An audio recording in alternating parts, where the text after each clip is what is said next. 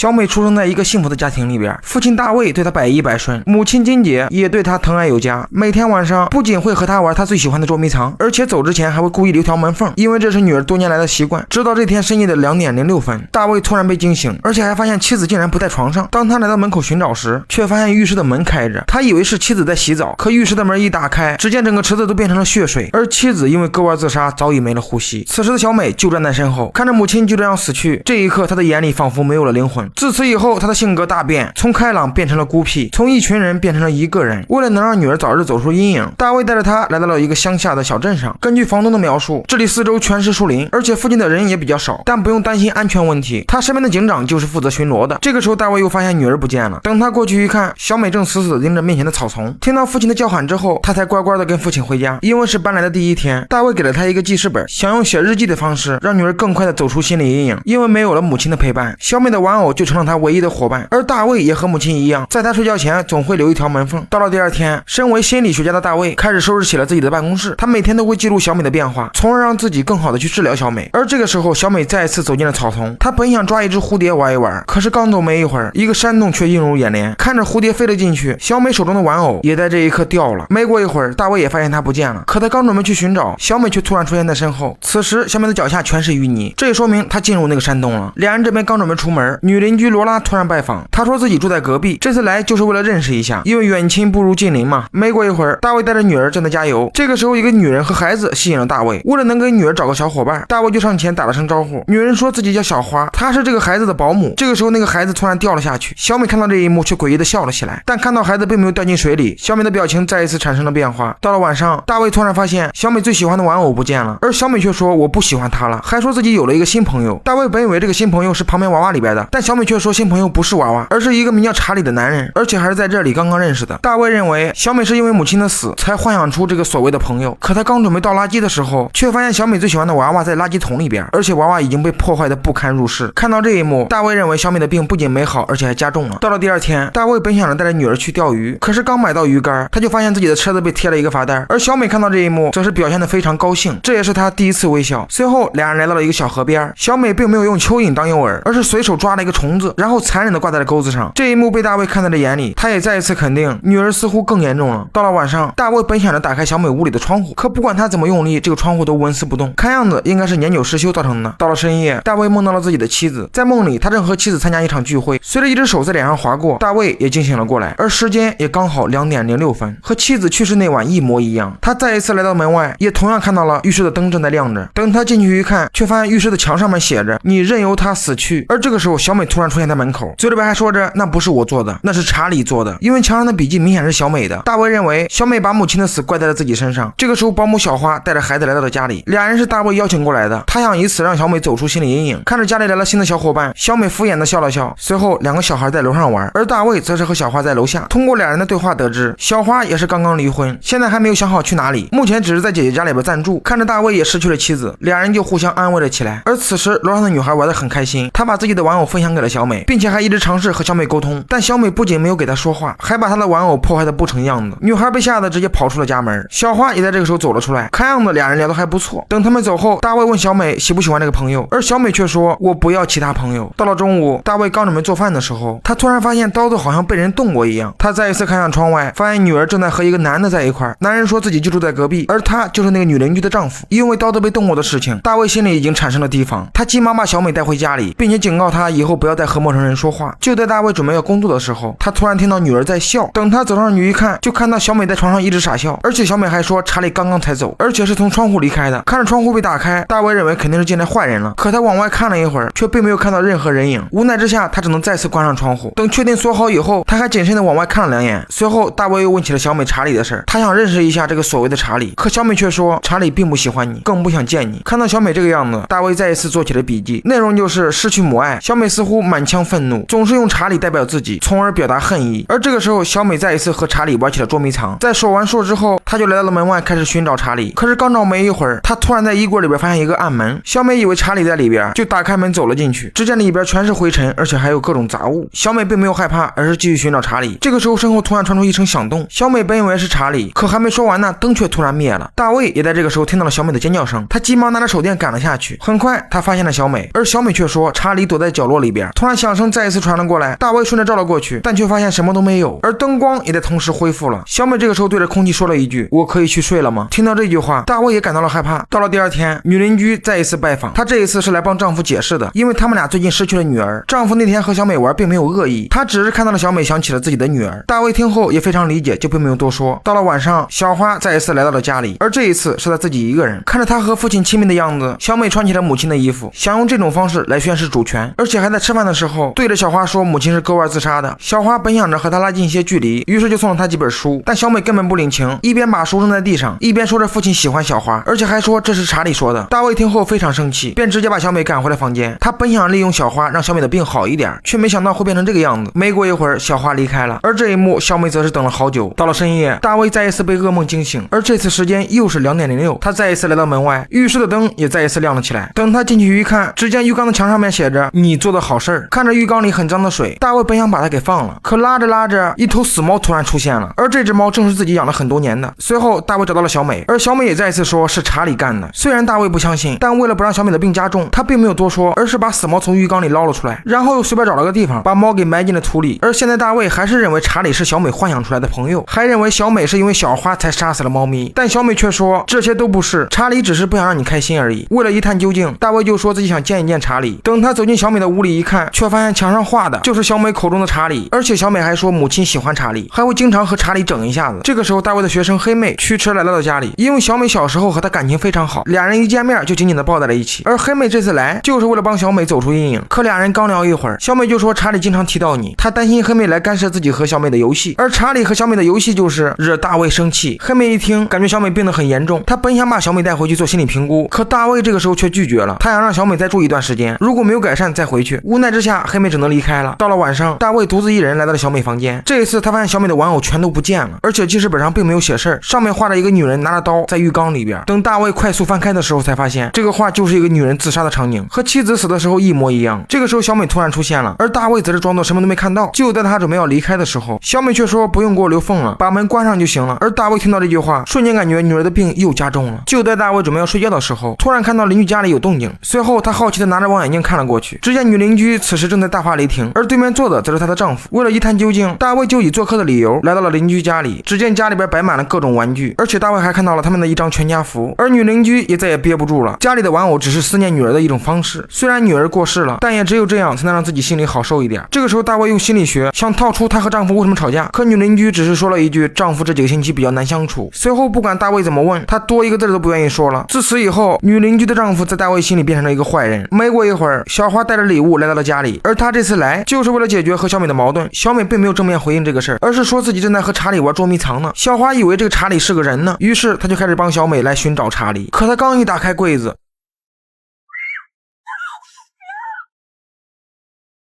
到了晚上，大卫迷迷糊糊的醒了过来，他这边刚一走到客厅，突然发现自己的所有照片都被抠掉了。他本想上楼问一下小美，可刚一进屋，他就发现了可怕的一幕。只见小美正画着小花掉下去的场景，而大卫也在这个时候发现了破碎的窗户，但他往下看的时候，却并没有看到小花的尸体。他刚准备问小美是怎么回事，这个时候楼下传来了敲门声，而敲门的这个就是警长。他这次来就是来问小花的，因为他发现小花的车被撞了，但是小花本人却不在里边。因为大卫的确不知道小花来了，他说自己确实没有见过小花。随后警长又问小美有没有见过小花，而小美并没有说话，而是摇了摇头，因为并没有发现什么线索。警长很快离开了家里。想起小美画的画，大卫再一次问了小美小花的事儿。小美听后并没有说话，而是拿出了一个闹钟，而上面的时间就是2点06分。大卫一看，立马跑到了浴室，果然和他想的一样，小花就在浴缸里躺着，看样子早已没了呼吸。他生气的质问小美是谁干的，而小美的回答依然是查理。为了不让女儿继续做坏事，大卫把房间门给锁上了，然后一个人躲在一边哭泣。小美本想着把门撬开，可刚开一会儿，门突然动了一下，小美被吓得直接往后退了2步。这个时候门外响起了开锁声，门就这样被缓缓打开了，但诡异的是门外却空无一人。随后小美给黑妹打了电话，她说她不想跟查理玩了，但是不玩她会杀了我，就连父亲也救不了她。而大卫也在同时来到了浴室，但奇怪的是小花的尸体突然不见了。这个时候小美又说了一句查理刚刚走了。为了不让女儿坐牢，大卫拼命的在外面寻找，可是刚找没一会儿，女邻居的丈夫突然出现在身后，他看到大卫手里拿着刀，就开始担心起了小美，而大卫则是把他当成了查理。听着他要报警，大卫直接给他来了一刀，看着他还在一直追，大卫上上去又是一刀。没过一会儿，女邻居丈夫再一次出现，因为大卫已经认定他是查理，他拼命的挥舞刀子来证明自己的凶狠。等确定那个人走后，大卫心里才松了一口气儿，而他也和小美道了歉。以前总认为查理是虚幻的，但没想到是真实存在的。可是话还没说完呢，他的表情突然严肃了起来。只见他缓缓走进办公室，看着眼前的一切，他懵了。所有的东西根本没有拆过，就连记录女儿生命的日记本上面也是没有一个字儿。而这个时候，大卫突然想起了所有的事情。在聚会上，他看到妻子一个人走了出去，为了一探究竟，他就跟了上去。等他到地方一看，却发现自己的头上多了一顶帽子。到了晚上，他就把妻子活活闷死了，然后又把她弄到了浴室，装成了一副自杀的场景。而且小花的死也正是他亲手所为。小美口中的查理其实就是他自己。当他发现自己多了一顶帽子的时候，他就已经变成了双重人格，一面是善良的，一面是黑暗的。黑暗人格一旦出现，善良人格就不会有一点记忆。没过一会儿，黑暗人格再次主导了身体，并且嘴里边说了一句：“不要怕，爸爸已经走了。”这个时候，警长再次到了家里，可无论怎么敲门都没有人回应。因为担心父女俩出事，警长就一个人上了楼。没过一会儿，他看到了小美，他本想询问小美发生什么事了，可小美一边画画一边说着：“我在画你死的样子。”这个时候灯光突然关闭，警长见后急忙开始下楼，可他这边刚把灯打开，